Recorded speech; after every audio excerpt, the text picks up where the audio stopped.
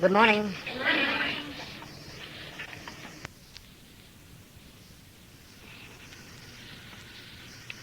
Whenever we sit down to meditate, or whenever you sit down to meditate,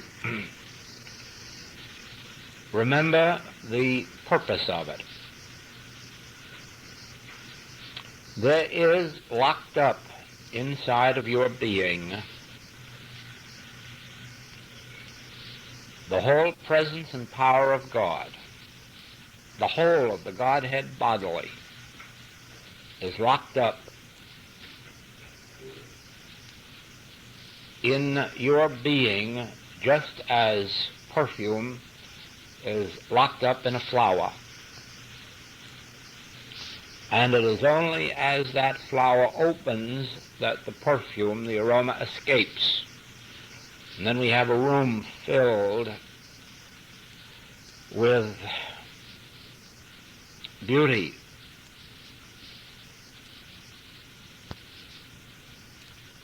Every individual on the face of the globe has locked up within his own being the allness of the Godhead bodily, not a part of it. You can't divide God. God is indivisible. God is infinite, but God is indivisible. You cannot divide God. The allness of God is in one tiny leaf. The allness of God is in every tiny leaf. The allness of God is in every individual on the face of the globe. Otherwise, there would have been less of God on earth when there were only 10% of the population that we have now, or perhaps there would be twice as much God on earth when the population doubles. No. There was just as much God in the United States of America in 1876 with its tiny population as there is now. The infinite allness of God is wherever one individual is. One with God is a majority. That is why it is said that one Christ can lead 1 million people into heaven. Where they just use the word million as a figure, they could just as well have said 100 million.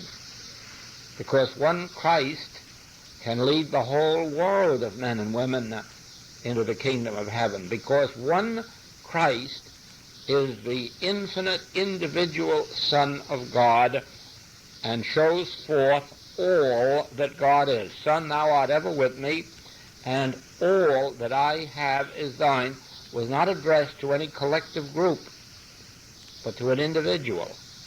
All that I have is thine, the allness of the Godhead bodily. But you see, we are not demonstrating that. The world is not demonstrating it because that is locked up, not in our humanhood. Nothing of God is locked up in our humanhood. There isn't a single trace of God in any human being. God, in its infinite allness, is embodied in the spiritual Son of God, which is that center of our being, which is our spiritual identity. And that is why we, as human beings, do not have the grace of God. It is only as we learn to turn within and let this imprisoned splendor escape. Let this activity of the Christ, this beauty of God, this presence of God, this power of God, as we let it escape from us, then does it come into visible being.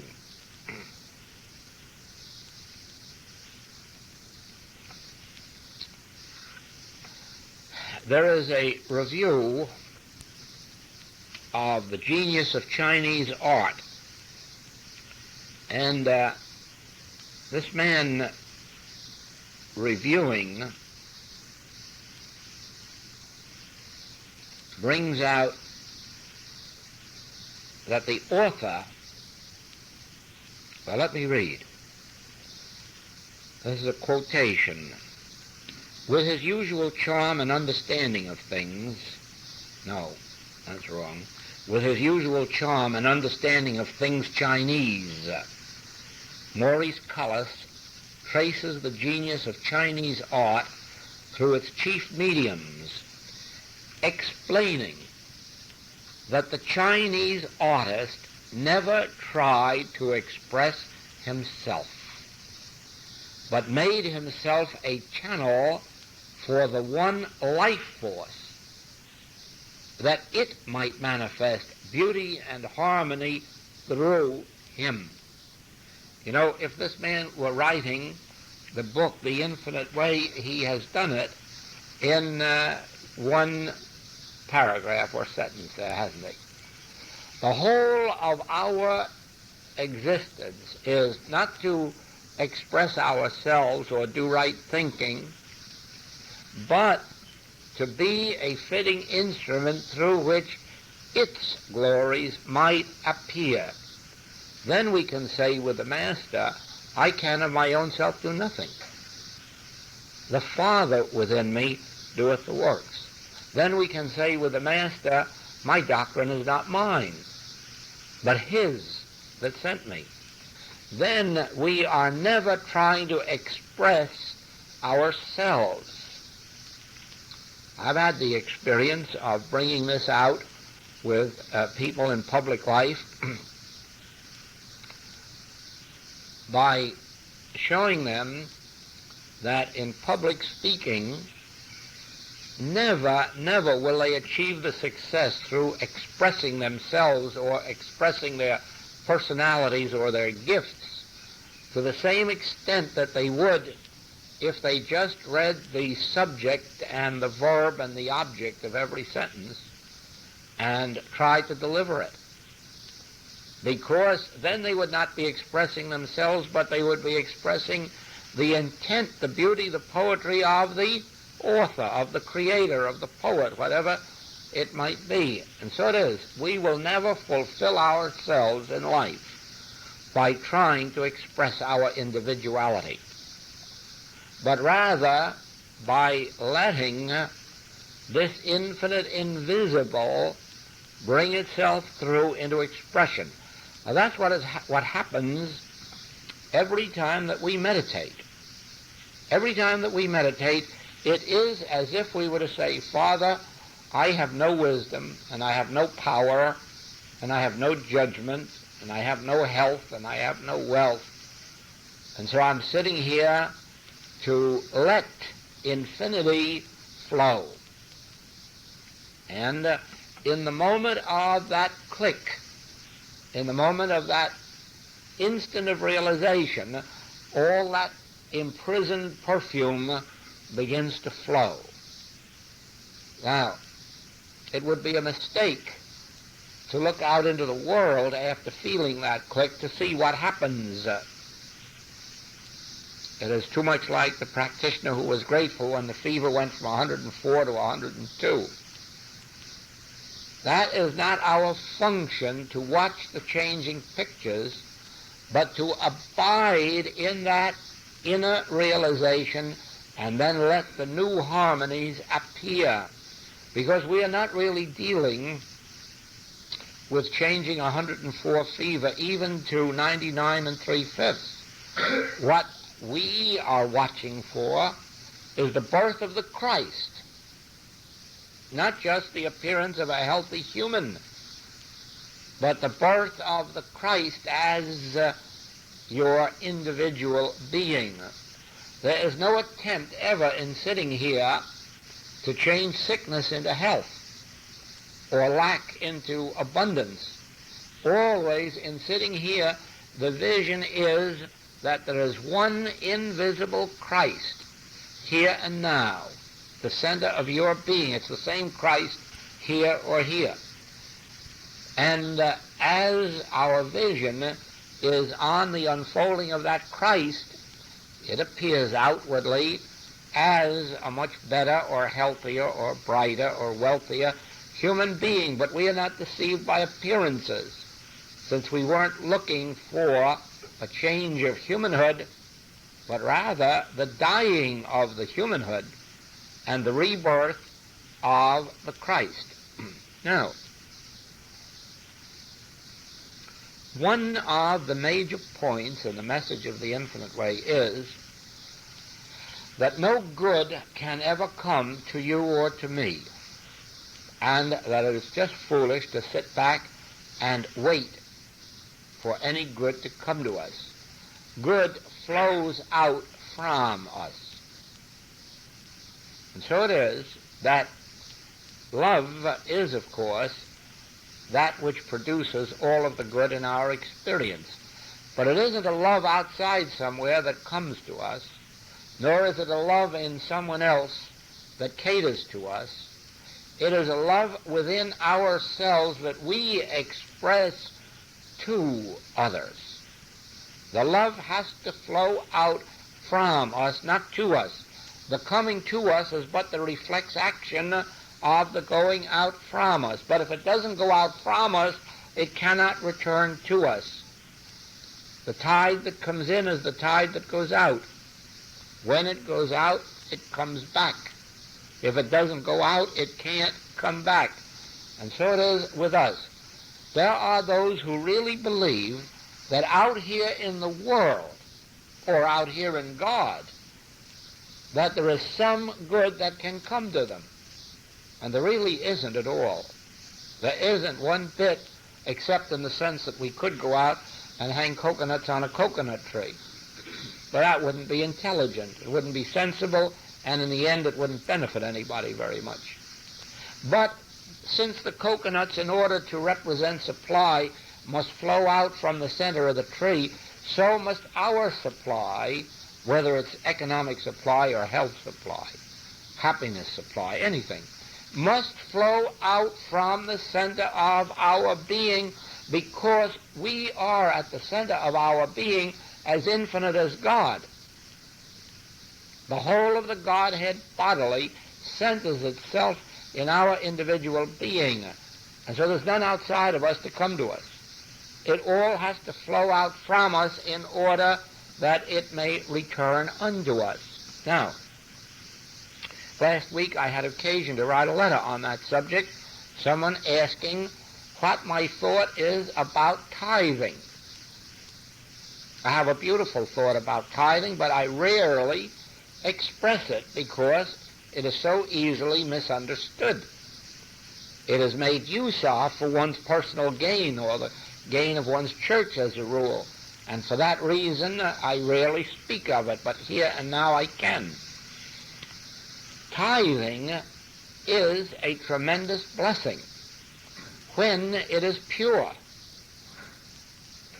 When it is a giving, makes no difference whether it's 10%, 5%, 20%. When it is a free will giving without a single trace of thought of return, when it is pure gratitude, then tithing, well, there again it would be like the righteous never are known to beg bread.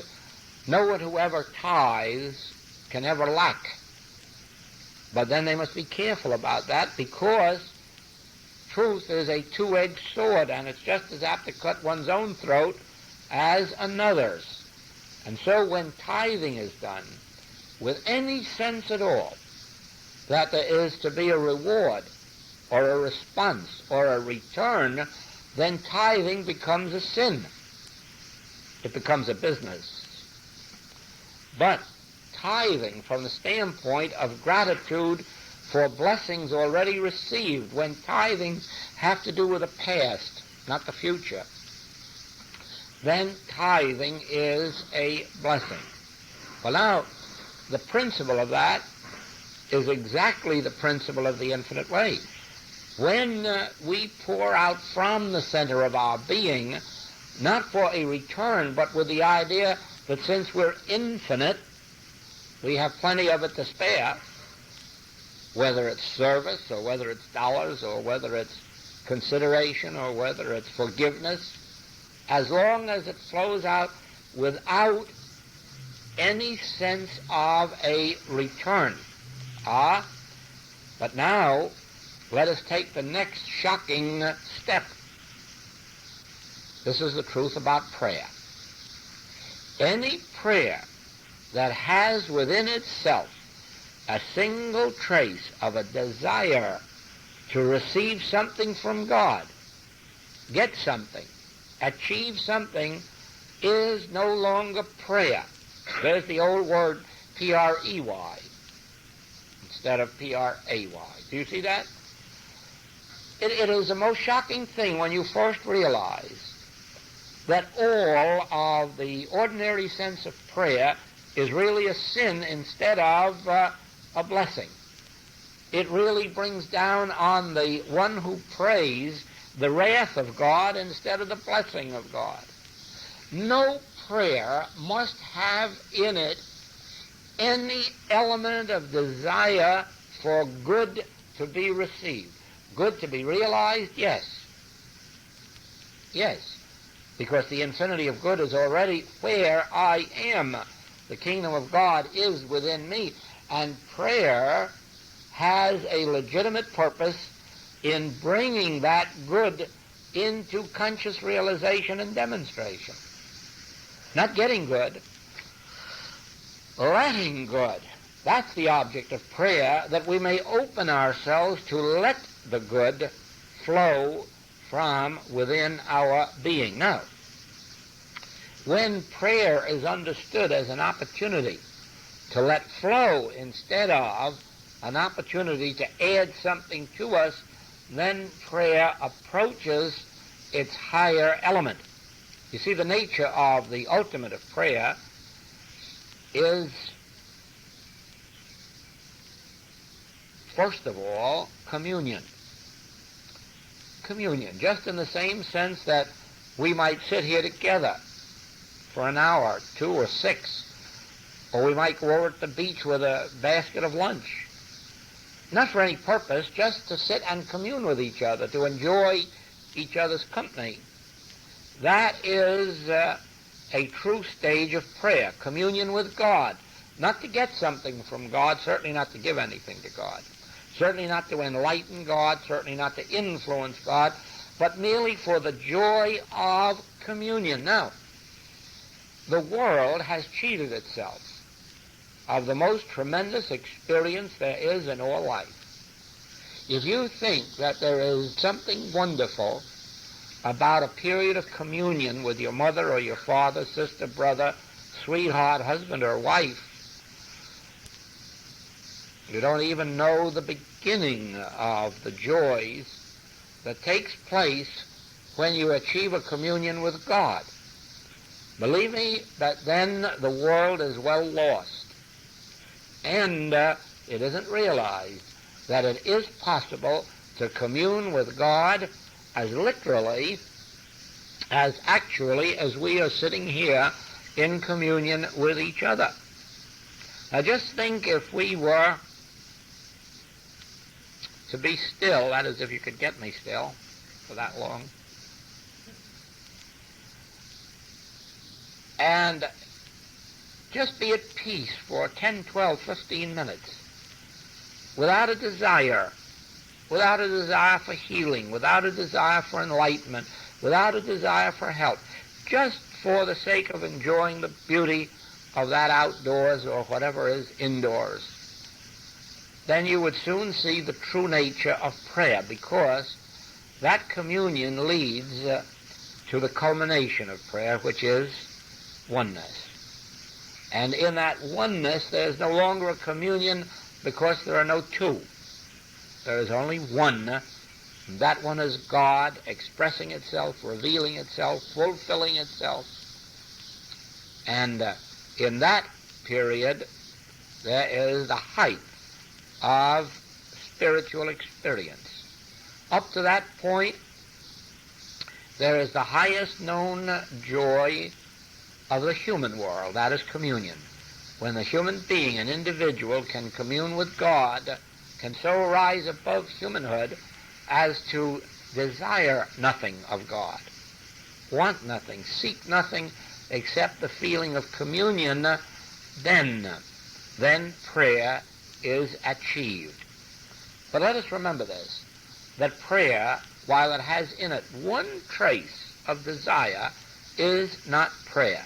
Prayer, like tithing, while there is one iota of thought of gaining something, of having a return, is, of course, neither tithing nor prayer. Now, that is fine as it comes into this idea of living with God, communing with God, bringing God into our actual daily experience. But there must be helps, there must be aids on the way toward attaining the right concept of prayer, or the right demonstration of prayer. And these aids are given to us for experience first with each other. Before we can ever come to the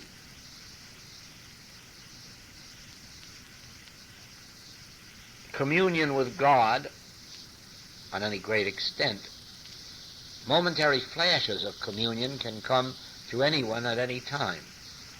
But the real living and moving and having one's being in continuous God consciousness cannot come until a certain measure of life has been achieved in living one's relationship with other people. And now here we are given a guide. How do we live in relationship to other people in our spiritual life, in our inner life? This has nothing to do with what would appear outwardly. Outwardly, our lives are like everyone else's, and those looking on, not knowing, might not perceive any difference. But those who do know would see a difference and note a difference, and of course the result would be entirely different. Now here is our basis for our living, first of all with each other, then with the people of the world. And you then see why this mode of living leads ultimately to a communion with God itself. To us, it is as if there are no other people. We, first of all, look upon ourselves as individuals who have to establish a relationship with God. It is very much as if I were to say, here I am alone in the world, alone in life, without family, and without business. And now what am I to do? How am I to live? How am I to get along on this plane? And the first thing is that I must establish and maintain my conscious communion with God, since there isn't anyone out in the human world to do anything for me. It must come from God. And so I must learn to live without regard to anybody on the human plane. I can't look to them for my good, and I never was a New Dealer, so I can't look to the government for my good. And so I have to find within myself a contact with God, so that I will know that at all times and under all circumstances and at whatever age I may achieve, that I and the Father are one, and all that the Father hath is mine, and it must be through this relationship that I live and move and have my being. I'm enabled in that way to look to no one on the outer plane. I keep my vision there. When I'm living humanly, I live as everyone else does and have my friends and whatever it is out here. But inwardly, I'm looking to no one for anything, not even for gratitude, not even for remuneration, not even for recognition or reward. All of that, there's a secret place in here where I achieve a feeling of oneness with God and feel, Father, if I'm to have it, it's your will and your way. Thy will be done in me as it is everywhere else on earth. Now, if I can maintain that relationship with God, there will always appear children of God, that is, those who are in some measure receptive and responsive to God, to be instruments of God to share with me as I share with them. My sharing with them doesn't mean that they haven't access to the same oneness that I have. Their sharing with me doesn't mean that I haven't an access. It only means that on the human plane, as Paul says, it is given to one to be a minister and another to be a doctor and another one to be a nurse and another one to be a teacher and so forth and so on. And in that manner, I may have the grace of God flow through me in one relationship to you, but the grace of God may flow through you to another relationship with me. But if I look out there to you, then I cut it off. I cut off every possibility that you will ever be good to me if I look to you for it, because that would be like looking to the coconuts that we pin on the tree. Do you see that? But if I maintain my own conscious union with God through the realization, constant realization, I and the Father are one. The place whereon I stand is holy ground. God is the law unto my being. God is the lawgiver. God is the enforcer of the law. God is the creative principle of my being. God made me and sustains me, feeds me, and so forth and so on. Then in that, I open the way for the activity of God to flow into me through anyone and everyone receptive and responsive. All right.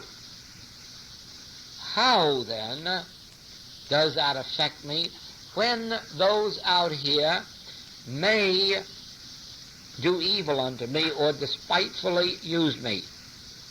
Now watch that, because here hinges a very big point in your demonstration. Our attitude toward those in the world who do evilly unto me or unto each other is ignoring it. Since we have been given the grace of the cosmic law, revealing one selfhood. Now watch this cosmic law. It has its expression in the 25th chapter of Matthew, in those passages leading up to, inasmuch as ye have done it unto the least of these my brethren, ye have done it unto me. Aha!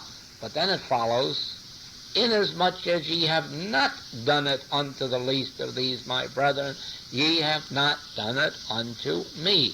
Now just remember then that I have no concern for you because, or the world, since I am doing unto the least of these my brethren, it is as if I had been doing it unto myself.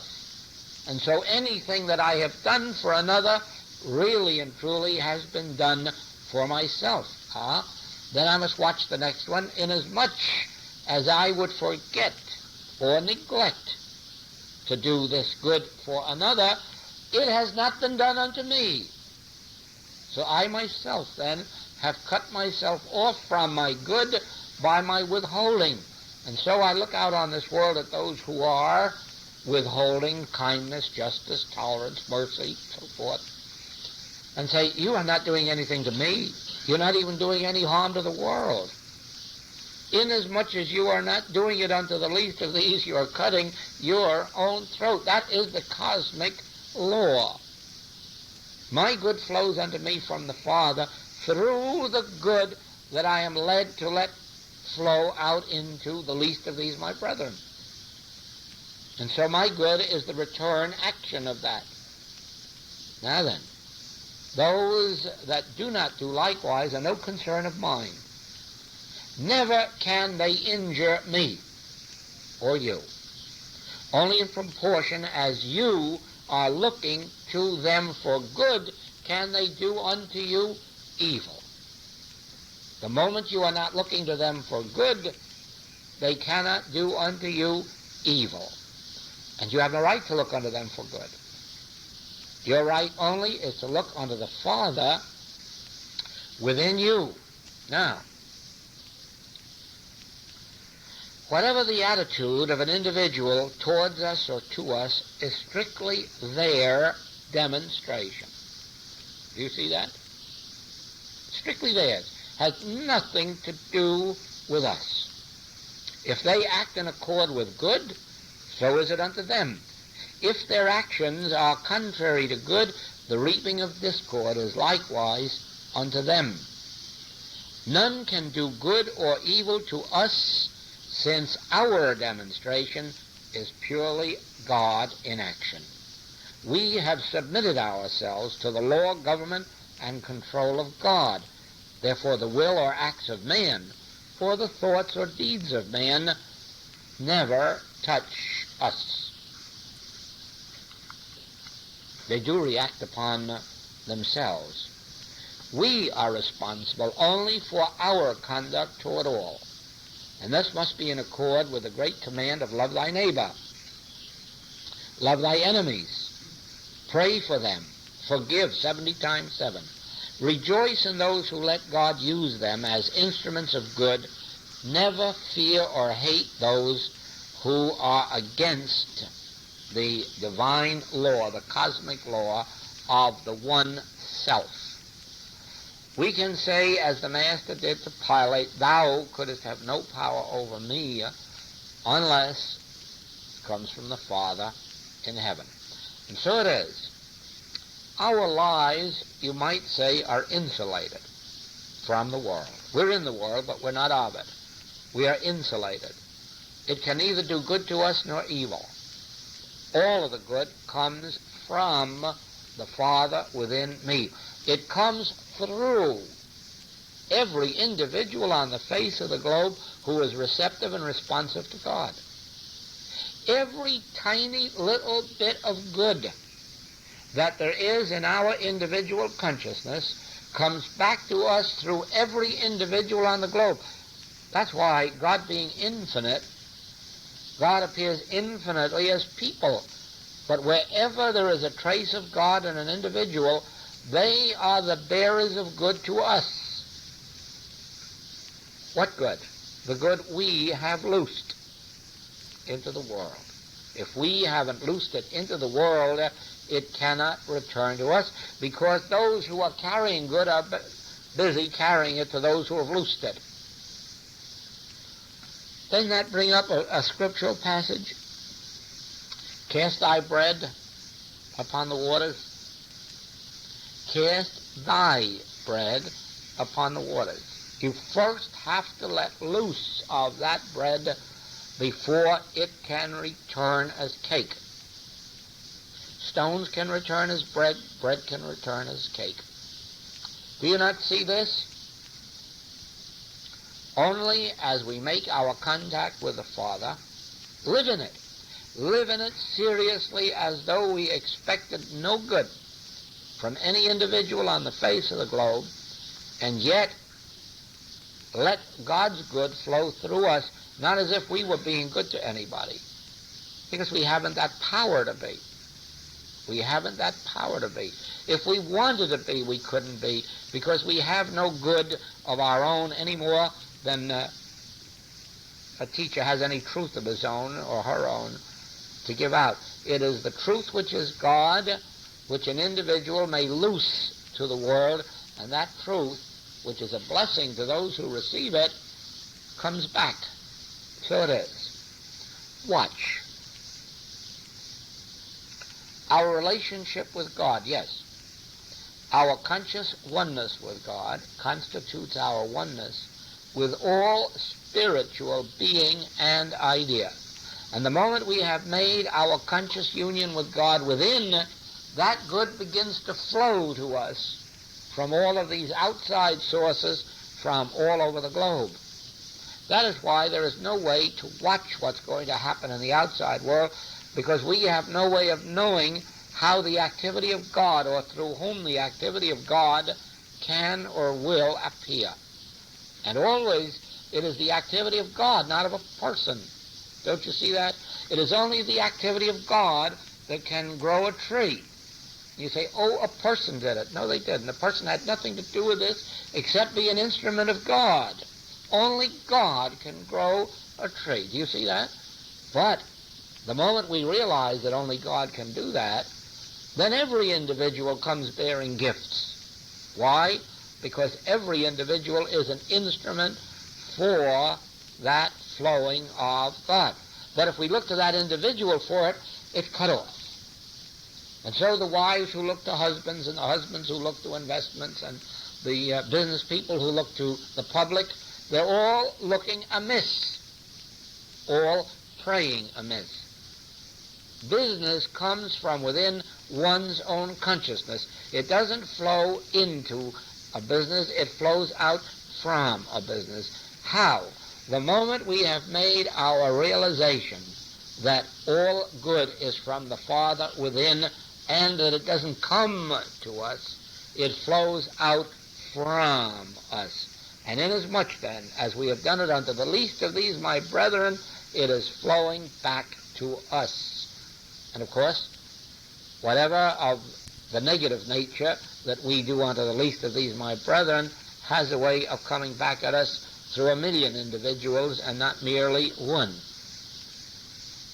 Cosmic law is not only a most wonderful subject, but a terrible subject. It's like the old idea of the Hebrew god of wrath. And incidentally, that is where the idea of the Hebrew god of wrath came from. Actually, God is a god of wrath if you think of cosmic law. Only it isn't God doing it, it's our lack of fulfillment of cosmic law that is reacting upon us. But some of the translators or interpreters of Scripture thought it was God doing it instead of the evil of the people returning unto themselves. Now the Master saw that. That's why the Master could say, forgive 70 times 7. That's why the Master could say, neither do I condemn thee. But he could also say, go and sin no more, lest the worst thing come upon thee. Why? Because he knew that the violation of cosmic law brings its own destruction. That is why it has been said that truth is a two-edged sword. It is. There's always one edge resting against one's own throat. Because unless truth is fulfilled, truth rebounds against oneself. And we can witness that out in the world of today. As ye sow, so shall ye reap. That is the cosmic law said in another way.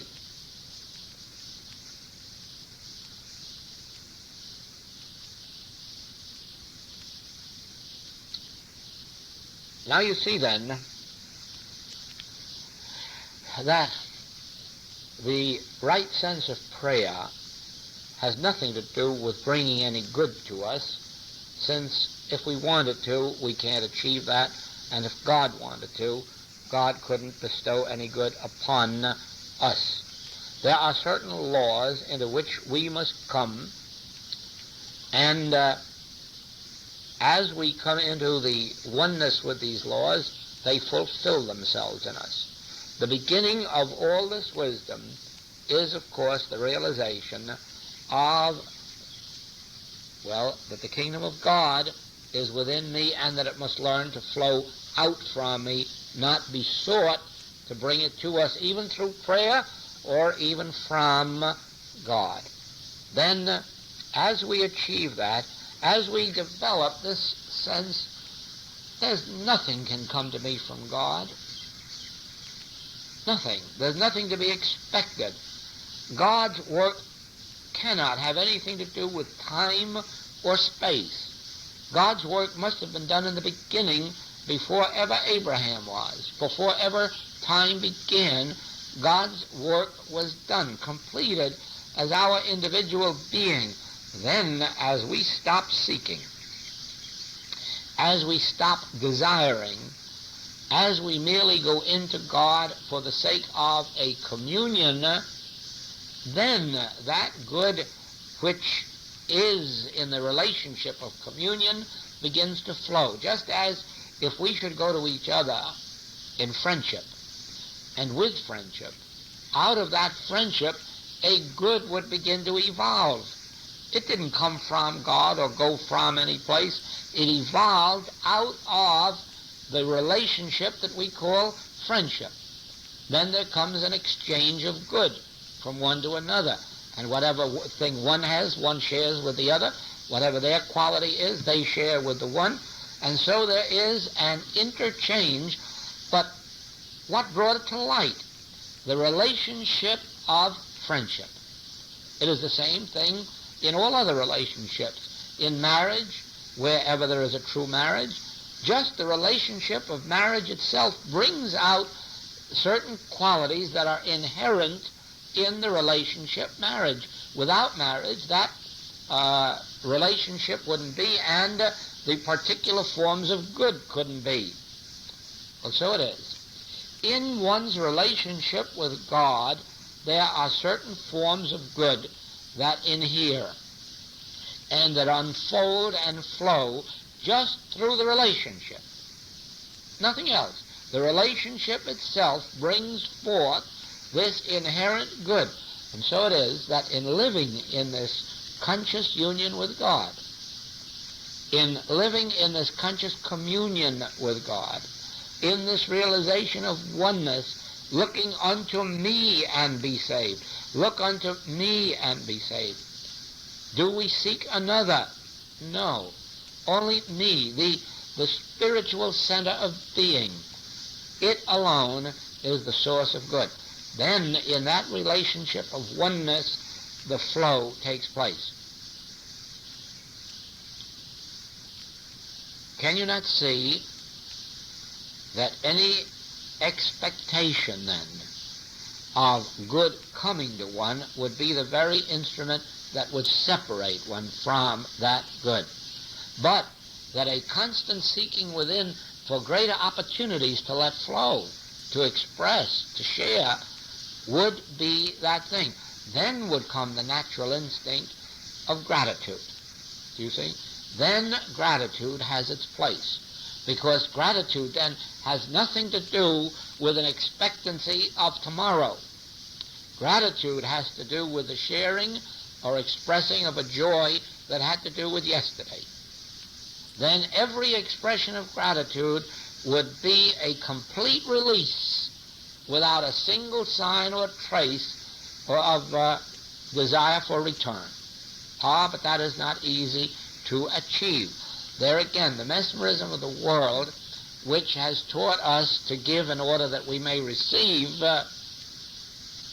comes right into the picture. It is an age-old thing. Give and you shall receive. Do you see that? And it isn't so. It isn't so. Give because you have received. Give because you have an abundance. Give because you have love and gratitude to overflowing. No matter what it is, we're speaking of any form of giving, even if it's giving forgiveness, understanding, consideration, kindness, generosity, love, peace, harmony. Then comes the transformation in consciousness which reveals one's Christhood. Now watch. Christhood never receives.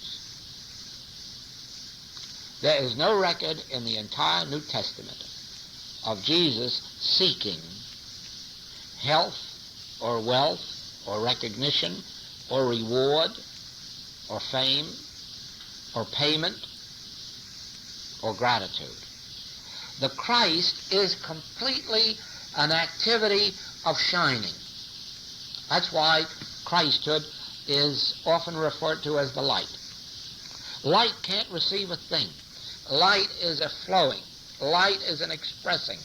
Light is an outpouring. So is Christhood. Christhood never has any provision within itself for receiving anything. Christhood is itself the infinity of God in individual expression. Therefore, Christhood is, well, it is very much like integrity. Integrity is that which just pours itself out, but it doesn't look for any return. It isn't like honesty is the best policy. You see, that is not integrity, that's honesty. But integrity is quite a different thing. Integrity is never a quality of being that is seeking a reward or seeking a return. Integrity is a state of being for no other reason than being. So is Christhood. In achieving even a tiny measure of Christhood, there is no longer a self which needs to be served. Christhood is a servant, not a master. Christhood is that which bestows, gives, shares, lets the Godhood flow. But it has nothing to receive in return because it already has the fullness of the Godhead bodily, and that's what constitutes Christhood. The moment an individual would give thought to a return, to seeking, they would be in humanhood again.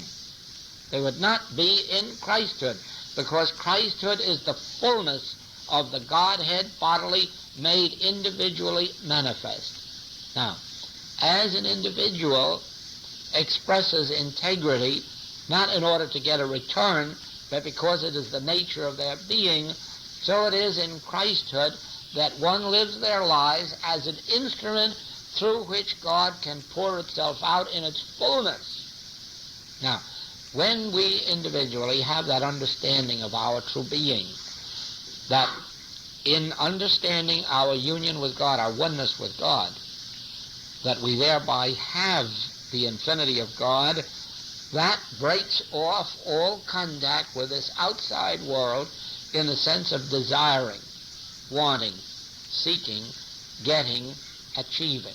Do you see that? And that is the state of Christhood in which God is the meat that I have that the world knows nothing about. That is achieving that state of being. I have meat the world knows nothing of. I am the water of life. I could give you water. I don't need the well of water. I can give you water, says Christhood. I am the wine, says Christhood.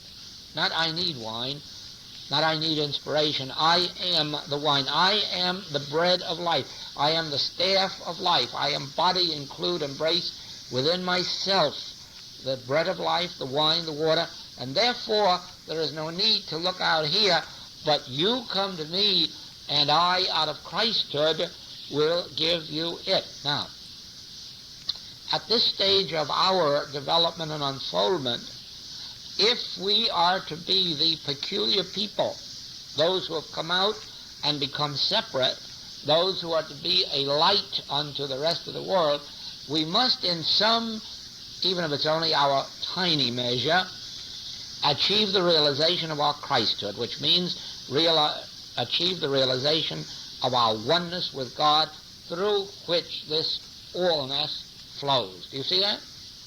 Then, in that degree, you will watch what happens as you never meet a person out here from whom you're seeking anything. Watch the difference in their reaction to you as they know that you are walking the street without a single thought or idea of getting anything or achieving anything or desiring or wanting anything from them, but eager to share that which unfolds from the Father within you. And you'll see the whole attitude of the world change toward you as we change from being getters to being sharers of the Father's light. In this connection, it becomes necessary to watch, because sometimes an egotistical sense comes up that, oh, I am doing this and I am sharing this, and well, I guess now I am on the right track. That's very dangerous. Very dangerous. Watch that no I gets into that picture, because no I must ever be involved in it. At no time are we anything but instruments through which the fullness, no time do we have anything of our own, whether it's of wisdom or understanding or spirituality. Never, never. As people will compliment us in the external and praise us and so forth, let us always receive those expressions with thanks and inwardly a little smile, which is the acknowledgement that it's the Father and not the self. Do you see that? Otherwise, the word I gets in and becomes another block. It is like our 15th century mystic said there when he was asked, why is there sin, disease, and death on earth if God is the all in all and God is good? Oh, he says, it all comes from I amness. And there too, you see, he wrote a whole book in one sentence. All of the discords and inharmonies of the world come from I amness, from the sense that I am a source, or I am a fount, or I am something or other, which I am not. The Father is, and that which I am is but the instrument of the Father's appearing. Remember that. The instrument of the Father's appearing. The instrument of the Father's glory. The instrument of the Father's light. The instrument of the Father, the lamp through which the light may shine, and so forth and so forth and so on.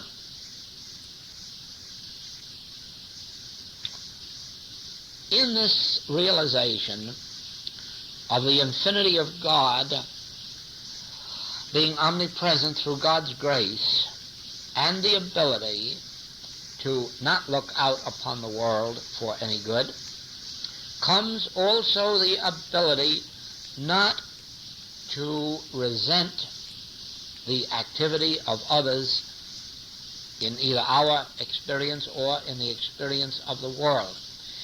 At first, it is much easier to overcome resentment and rebellion at those who visit injustice or iniquities upon us, but it is still difficult to watch those who are in a position to do it and do it, visit these injustices and iniquities upon a defenseless world. That is where our righteous rebellion rises up, and we feel that we also would like to take the whip to the money changers. Not because they are taking anything from us. We have already achieved the realization of the infinite nature of our being, and so nothing can be taken from us. But as we see the poor, the ignorant, the illiterate being taken advantage of, or those in theological darkness, we see them being taken advantage of by the superstitious teachings, and there is still a sense of rebellion and a desire to cleanse the temple.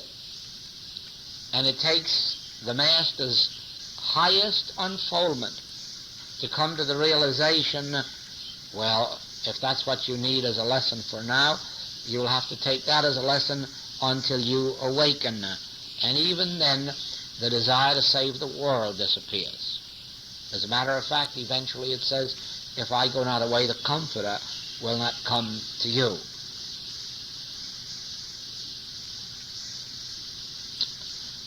We are today destroying the sense of dependence on person, place, or thing out here for our good.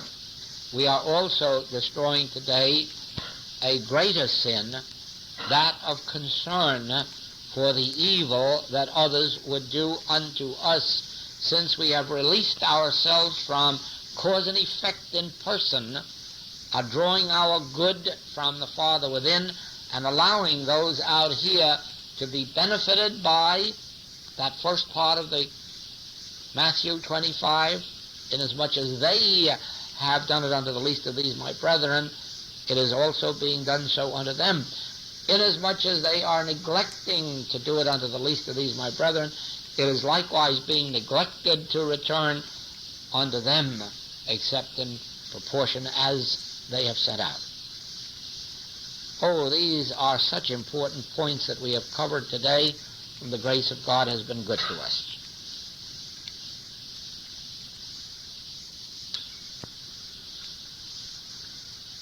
Regardless of what things we may be led to do as being a blessing to this world or to individuals in our experience, let us remember this. The greatest blessing we can be is to seek the few moments of separation from the world, so that this contact may be made and that aroma be permitted to escape.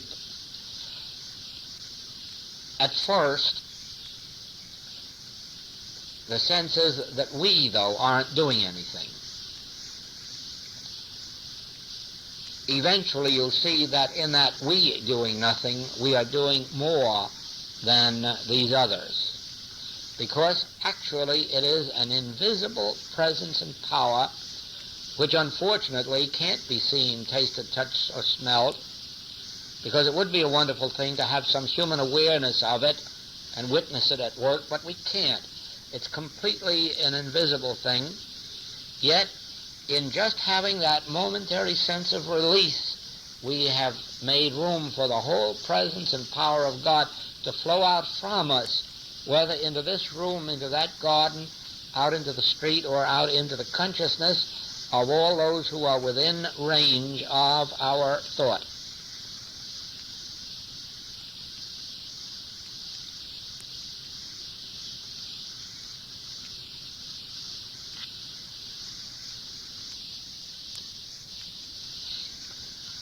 I am ever with thee. You see, there's a different I. That's a different I than we've been talking about before. There's an interference. The moment that says itself, not we declare it, the moment it says itself within us, I am with thee. I am on the scene. I will never leave thee nor forsake thee. The moment we hear it or sense it or become aware of it, that is the announcing. Call it the Annunciation. That is the announcing of the very activity, presence, and power of God. Watch out that it isn't being said by you.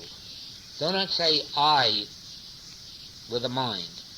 But if you can be vacant enough inside so as to hear I, or get the sense that I is declaring itself, that I is announcing itself in a feeling, in an emotion, or in a word, or in a thought, or just a release, in whatever way it will come, as long as you are not saying the word I, as long as it is you becoming aware of the word I. Do you see the difference?